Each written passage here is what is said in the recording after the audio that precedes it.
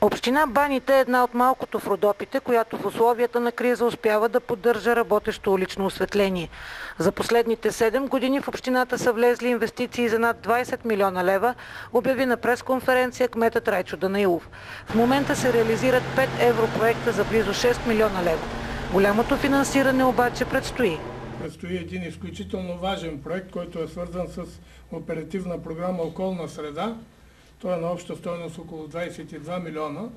Предстои в следващата година да тръгнат да се реализират и такива проекти. Известно ви е, че примерно населението на община Баните е под 10 000 еквивалент жители и поради тези съображения в 2011 година, поне такъв беше коментара на министъра на околната среда при срещата, която я правих с нея. Още повече, че другите общини за сега не са представили достатъчно проекти. Нашия проект е представен, няма забележки за сега. Единствено остава да стартира и за малките общини, за да реализираме всичко това нещо. В момента тече една процедура по програма за развитие на селските райони. Това са 5 проекта на обща стойност 5 милиона и 48 хиляди лева. За кмета на Баните най-важно се оказва това, че е успял да сформира работещ екип, който подготвя проектите по европейските програми. По всяка една оперативна програма, където виждаме своето място, ние продължаваме да кандидатстваме или това при нас е един непрекъснат процес.